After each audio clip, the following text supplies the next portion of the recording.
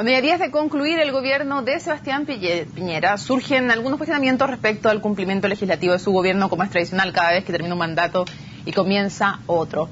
La ONG, por ejemplo, Fundación Ciudadana Inteligente, cifró en un 61% las promesas cumplidas del mandatario. Sin embargo, desde La Moneda aseguran que la cifra alcanza el 92%. Vamos a conversar más acerca de todos estos compromisos hechos, cuáles han sido cumplidos, cuáles no, con el jefe de la División de Coordinación Interministerial del Ministerio de la Secretaría General de la Presidencia, Claudio Sebas. Muchísimas gracias por acompañarnos, Claudio. Muchas gracias por la invitación. A ver, me imagino que te quedas con la segunda cifra. ¿Y por qué? ¿Cómo miden esto? En primer lugar, yo quiero destacar de que es muy valioso que exista hoy día instalado en Chile esto de que nosotros estemos como sociedad esperando de que los gobiernos cumplan. Y por lo tanto, la evaluación que hace el Ciudadano Inteligente y sobre todo el trabajo que ha hecho nosotros lo destacamos y valoramos.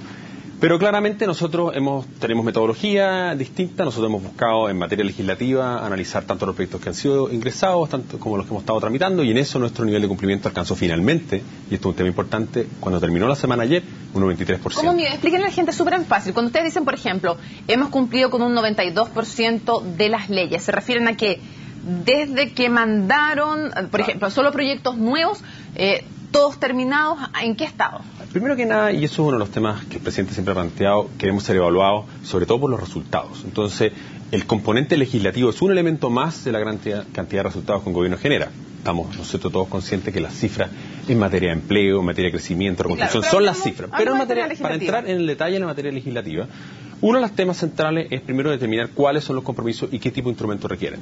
Leyes o gestión propia del gobierno. Y en materia de leyes, nosotros lo que hacemos es mirar qué proyectos de ley han sido ingresados y qué proyectos de ley están ya aprobados y qué proyectos de ley ya están todavía en tramitación. Cosa que nosotros en muchos casos no controlamos. Como sabe, nosotros no tenemos mayorías en las cámaras durante el gobierno, entonces hay un control relativo respecto del cumplimiento que queremos. ¿Y de las leyes que mandaron, qué porcentaje se aprobaron? Nosotros, la suma total de proyectos que se enviaron, logramos en la suma de enviados y tramitados un 93%.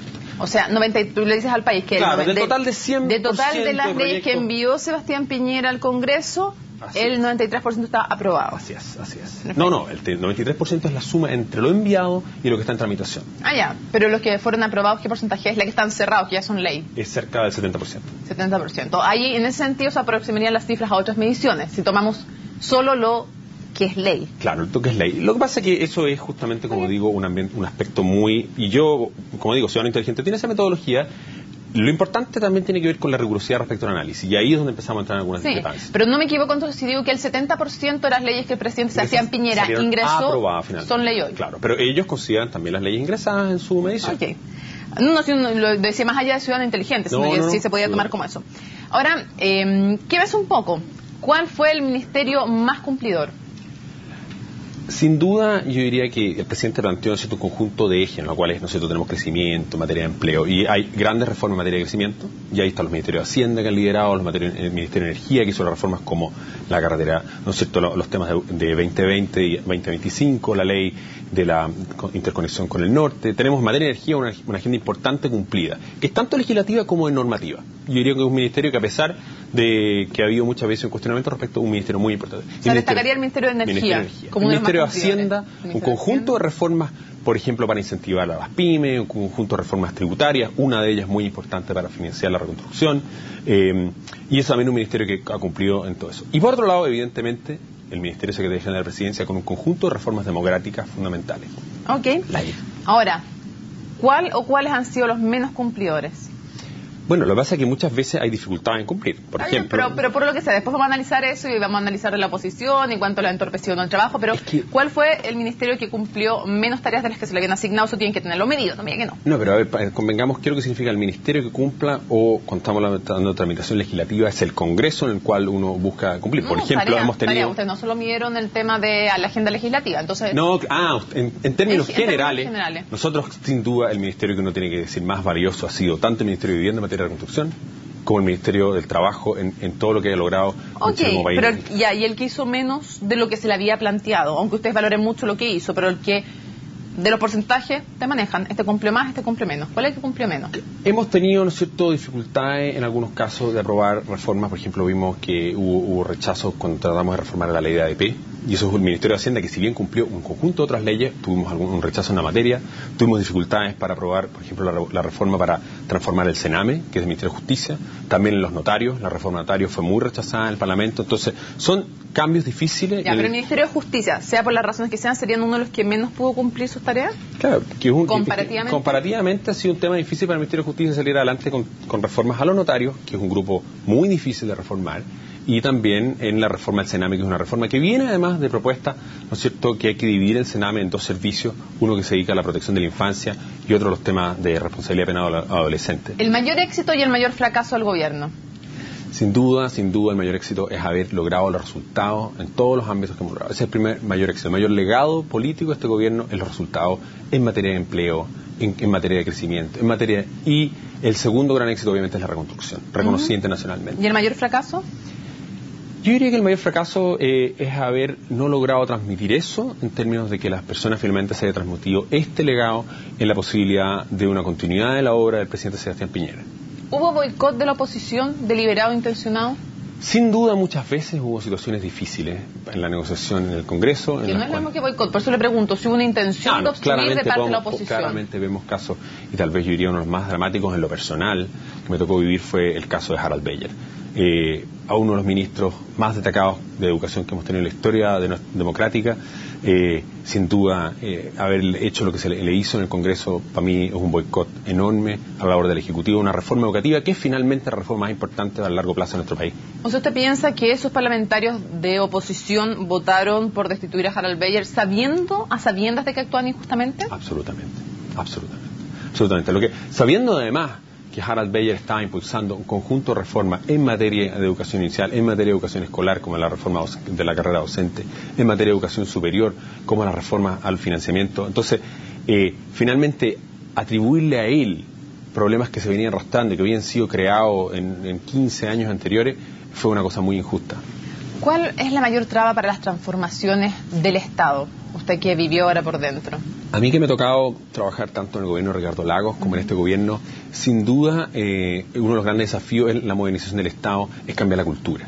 La cultura de que el Estado tiene que estar al servicio del ciudadano, que es una de las grandes cosas que nosotros hemos puesto como gobierno en primer lugar, y en segundo lugar un Estado al servicio de los resultados. ¿Y cuál es la cultura hoy día de los empleados del sector público? Bueno, hay una tradición, claramente como toda administración, que viene muy antigua, ¿no es cierto?, que además es muy legalista, lo cual en un Estado moderno, un Estado que tiene que ser competitivo con otros países, las rigideces propias de la administración del Estado dificultan mucho avanzar, las rigideces presupuestarias. Hay una serie de procesos que claramente, tanto como Chile ha evolucionado en otro sector, en el sector privado, la sociedad civil, el Estado se ha quedado atrás. Ahora, ¿usted diría que los empleados del sector público son parte del problema o son parte de esta solución? Sin duda uno ve cuando trabaja en el Estado funcionarios muy comprometidos en muchos ámbitos, tal como en todas las organizaciones. Pero yo diría más que las personas como tal son los incentivos que generan en torno a las personas. Uno puede ver cosas que... pero la NEF en concreto, para que vayamos más a lo concreto. ¿La NEF le parece que fue en estos 4 años parte de la solución o parte más bien del problema? Yo creo que nosotros tuvimos un trabajo relativamente bueno con las asociaciones de funcionarios como la NEF. Tuvimos casos más difíciles, las reformas que hay que lograr en materia educativa, sin duda, que en materia del colegio de profesores, que también es un gremio importante, en el marco de la NEF, fueron difíciles. Ellos resisten cambios súper importantes, porque al final sabemos que, por ejemplo, en reforma educativa, la calidad del sistema educativo está básicamente en los docentes, que fue una de las grandes prioridades del gobierno del presidente Piñera. Y ahora la ministra Schmidt ha logrado avanzar algo en la carrera docente, pero no logramos sacar adelante el proyecto de reforma de la carrera docente. ¿Qué le parece justamente que el designado ministro de Educación haya anunciado que puede que lo retire el proyecto? A mí me parece una lástima porque todos los países del mundo que tienen sistema educativo exitoso finalmente son en los profesores, y buscar restablecer y fortalecer la profesión docente y poner al profesor en el centro del sistema educativo, pero con una carrera moderna, una carrera que sea interesante para todo tipo de profesional talentoso, que esa es la esencia del proyecto de carrera docente. Retirarlo me parecería muy grave, particularmente si además es por presión de algunos grupos de interés, porque el colegio de profesores es un grupo dentro del gran mundo de los profesores, donde hay gente muy maravillosa y talentosa. Me parecería muy negativo. ¿Y cree que está respondiendo a eso, a presión de grupos de interés, las palabras del Probablemente es muy difícil, además es muy difícil ahora es un ministro designado, espero que cuando asuma y entienda que efectivamente la necesidad de reformar y valorar la profesión docente a través de proyecto de carrera docente y lo conozca a profundidad, estoy seguro que va a cambiar de opinión. Sí, pero mi pregunta es otra, mi pregunta es si las palabras actuales usted cree que responden a algún grupo de presión. Bueno, como en todos los ámbitos, tal como lo mencioné en el caso de los notarios, puede ser que haya habido alguna conversación que haya tenido con un grupo como el Colegio de Profesores, pero yo estoy convencido que el ministro Izaguirre, cuando conozca el proyecto de carrera docente a profundidad, va a impulsarlo. ¿A qué atribuye usted todo lo sucedido con el registro civil? Vimos problemas, vimos la plataforma complicada, en fin, no tengo que explicárselo porque la gente que nos está viendo lo sufrió en carne propia. Así es. El registro civil es el ejemplo perfecto de una tormenta de como en el Estado a lo largo de la historia va acumulando problemas. Es un servicio público que hace unos 10 años empezó una transformación tecnológica. Todos tenemos memoria respecto a los problemas que tuvieron las licitaciones en el año 2005, 2006, de hecho hubo gente procesada, y eso fue deteriorando precisamente a los directivos que fueron siendo traídos al registro civil, a los sistemas tecnológicos, porque estuvo trancado ese servicio como 8 años. ¿Culpa de este gobierno? Fue muy difícil avanzar, sobre todo porque había licitaciones como la de los pasaportes y carnets que venían en curso del gobierno anterior. Se decidió perseverar en esas licitaciones. Finalmente, hoy, gracias a nuestros pasaportes, podemos, por ejemplo, acceder a liberarnos de visa a Estados Unidos. O sea, fue una buena decisión en su momento continuar con ese sistema de pasaporte nuevo, pero sin duda los funcionarios se resistieron a los cambios tecnológicos que implicó el pasaporte, por un lado, y por otro lado, además, propiamente tal, el servicio ha tenido dificultades arrastradas, como digo, una larga historia de dificultades internas de un servicio, en particular en el tema tecnológico. Dos cosas. ¿Se resistieron, dice usted, los empleados a los cambios tecnológicos? ¿Por qué se resistieron y en qué vio que se resistieron? ¿Lo boicotearon el cambio tecnológico? Yo no puedo decir boicotearon, pero lo que sí puedo asegurar es que sin duda hoy uno espera atención, por ejemplo, online, o espera mucho más reformas que posibilidades para el ciudadano de acceder por otros medios. Lo entiendo, pero ¿a qué se refiere con se resistieron los empleados? El funcionario, esto implicaba cambios tecnológicos que obviamente pueden producirles temores a los funcionarios. Implica que por ejemplo, muchos funcionarios, yo lo entiendo, puedan sentir que producto de la tecnología puedan ser reemplazados sus funciones. Entonces, en vez de tener una gran cantidad de servicios presenciales, que ha sido lo típico en el centro de registro civil, la gente migre más a la parte online. Frente a ese temor de los empleados. Frente a ese temor, obviamente se resisten a eso.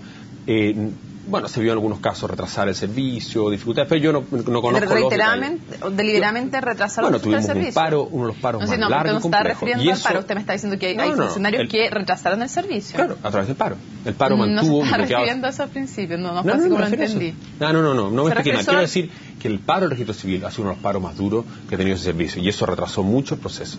Pero... de pasaportes, lo vimos todo. Claro, pero quería entender si usted también creía que al resistirse a este cambio solamente había sido lo del paro o ellos habían en el fondo en cierta manera complicado o dificultado este proceso. No, quiero decir que el paro fue algo que dificultó mucho el proceso de instalación y transformación.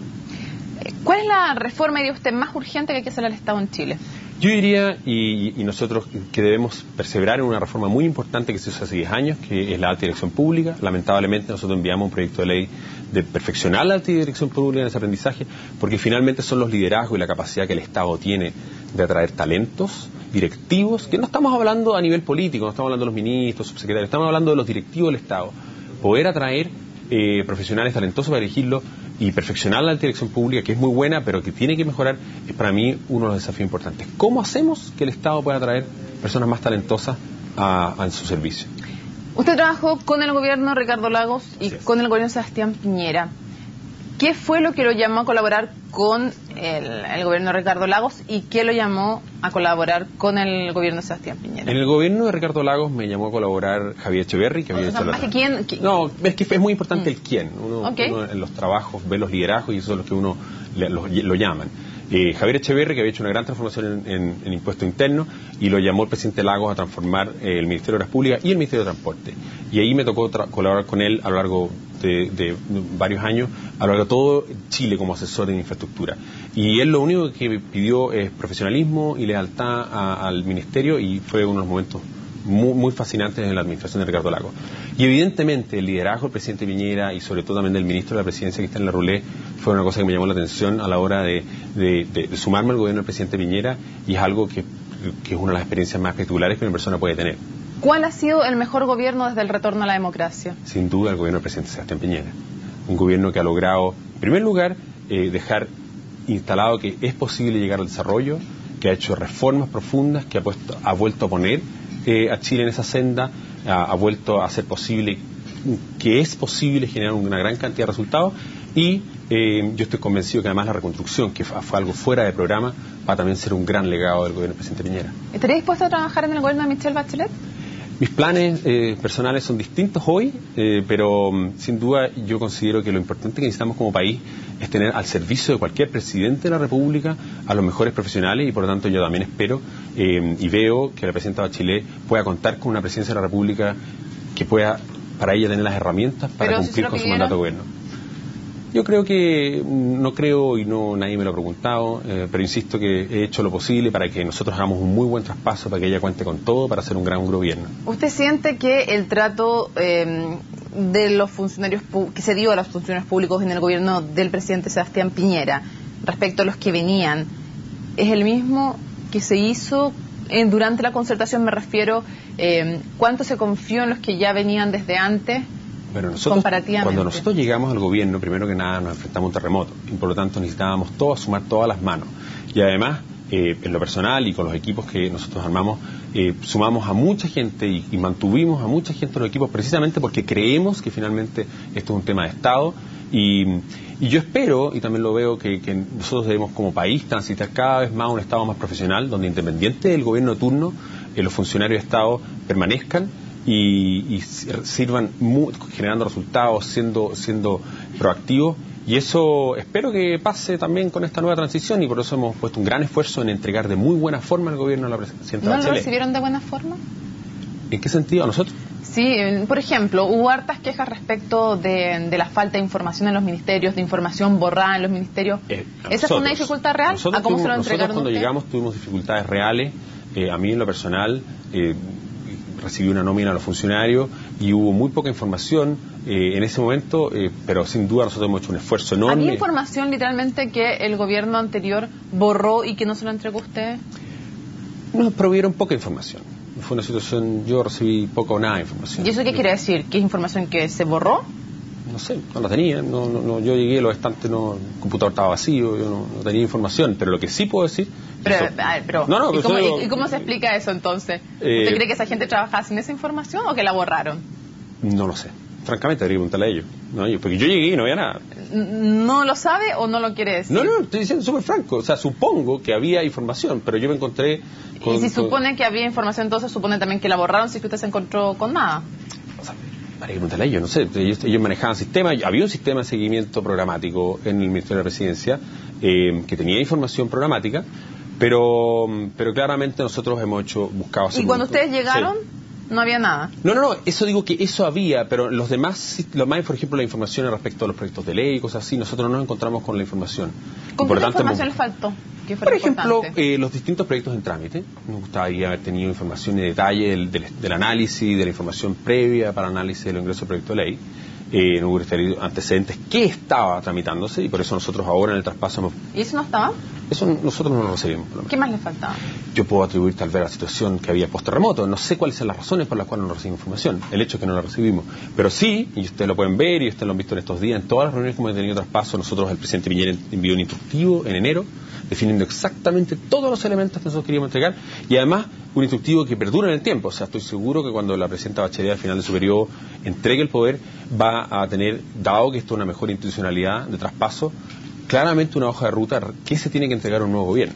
Y en eso quisimos marcar una gran diferencia, en poder decir, todo esto se hizo, toda esta información está acá, entregamos las carpetas, cada ministro ha tenido bilaterales, en las cuales está todos los detalles de lo que está en trámite, lo que se está haciendo. Y aparte de los proyectos en trámite, ¿qué otra información es importante contar cuando uno recibe un gobierno y que ustedes no contaron con ella? En primer lugar, es muy importante saber qué son las distintas iniciativas de gestión interna que se están haciendo relevantes.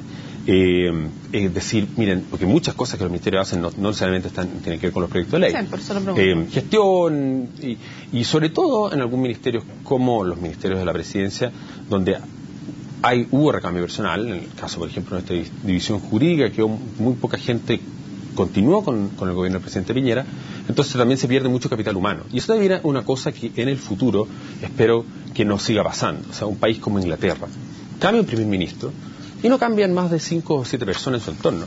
En el futuro espero que en Chile eso no suceda. Creo que es fundamental porque al final el capital humano y la información y el conocimiento y la experiencia no pueden perderse con cada cambio de gobierno. Para cerrar un par, pues nos está acabando el tiempo, pero un par de cosas. ¿Tiene aspiraciones de postularse a un cargo político de elección? Para nada, para nada. Yo lo mío es... ¿Militar en algún partido? No sé si tampoco milita. No milito en ningún partido. ¿Y no planea militar en el futuro? Tampoco no planeo militar en ¿Piñera ningún partido. 2017 le parece una buena opción? Yo creo que claramente el gobierno ha dejado un gran legado político en materia de que tiene que buscar... Hubo grandes liderazgos, más que nada la candidata Evelyn Matei y varios fueron ministros del gobierno, ¿no es cierto?, los candidatos de la coalición. El presidente Piñera sin duda tiene un liderazgo muy, muy grande. ¿Es el mejor posicionado? Y probablemente el mejor posicionado hoy, ¿no es cierto? Además está saliendo, lo cual nos reconforta con una aprobación del 50%. Pero por sobre todo, el gran legado de este gobierno son los resultados que le cambiaron la vida a los chilenos. ¿Existe una nueva derecha, una derecha liberal realmente en Chile? Yo en lo personal me siento muy cercano a una centro derecha en la cual sí liberal, yo creo, ¿no es cierto?, en la libertad económica, creo en la libertad de las personas, creo en la democracia profundamente. ¿Voté para senador? Eso creo el voto secreto, ¿no? Eso no es el voto secreto, pero como usted ha trabajado en el sector público, no creo que se lo tenga que decirlo. Nadie en la centro derecha, fíjese, quiere decir por qué voto para senador, curioso. ¿A favor o en contra del aborto terapéutico? Estoy en contra del aborto. ¿En cualquier caso? En cualquier caso. ¿Riesgo de vida de la madre tampoco? Lo que pasa es que en esas situaciones clínicas son siempre situaciones límites que finalmente se resuelven ahí. Okay. Eso son... ¿A favor o en contra del matrimonio homosexual? Estoy a favor del matrimonio homosexual. ¿Con derecho a adopción? Con derecho a adopción.